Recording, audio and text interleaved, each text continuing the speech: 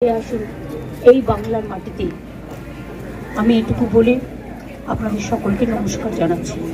আজকে আমার ঝাড়গ্রাম যেতে হবে, যেহেতু আমার ঝাড়গ্রামে কালকে ওয়ার্ল্ড ট্রাইবেল ডে প্রোগ্রাম করা আছে। না গেলে ওরা সেন্টিমেন্ট নেবে, না হলে অন্য প্রোগ্রাম হলে আমি ক্যান্সেল করতে পারতাম।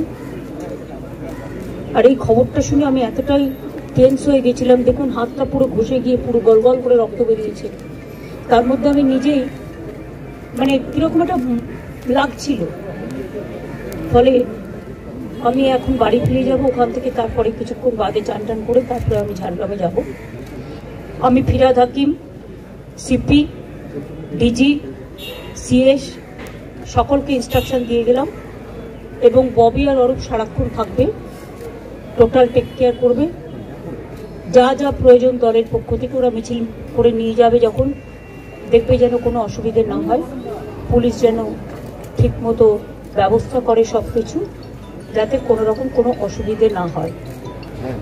ব্যক্তিগত অনেক কথা আছে, কিন্তু সেটা আজকে বলার দিন নয়, কখনো সময় পেলে নিশ্চয়ই বলবো। আজকের দিনটা এই সময় তাদের পরিবারের পাশে দাঁড়ানোর দিন, এবং দল হারিয়েছে তাদের নেতাকে। আমি অন্য দল করলেও তাদের দলের সাথে আমার সম্পূর্ণ সমবেদনা থাকবে।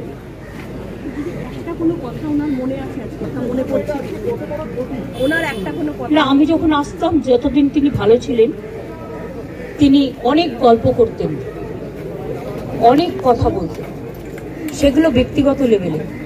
আমি সেসব কথা বাইরে আনতে চাই না। আমার সাথে দেখা হয়েছে সিঙ্গুর আন্দোলনের পরে, গোপাল গান্ধী যখন গভর্নর ছিলেন, একটা সুন্দর পরিবেশে আলোচনা হচ্ছিল। গোপাল গান্ধী তখন জিজ্ঞেস করলেন, আচ্ছা বলুন তো, ভরা থাক গানটার অন্তরাটা কি? উনিও বসেছিলেন, আমিও বসেছিলাম। আমি তখন বলেছিলাম, যে পথে যেতে হবে সে পথে তুমি একা, নয়নে আধার রবে, ধ্যানে আলোক রেখা। এই ঘটনাগুলো আমার মনে পড়ে। 92-তে যখন দাঙ্গা হয়, আমি ছুটে গিয়েছিলাম মহাকরণে, আমার কিছু দরকার আছে কিনা সাহায্য। আমি যখনই কোনো পরিস্থিতি দেশে বা রাজ্যে হয়েছে যেটা রাজনীতির ঊর্ধ্বে থেকে শান্তি রক্ষা করার জন্য, সেটা আমি সবসময় করেছি। এবং আপনাদের সকলকে বলবো, যেভাবে শান্তি রক্ষা করছেন আপনারা, সেইভাবে শান্তির সাথে, শ্রদ্ধার সাথে শোক জ্ঞাপন করুন।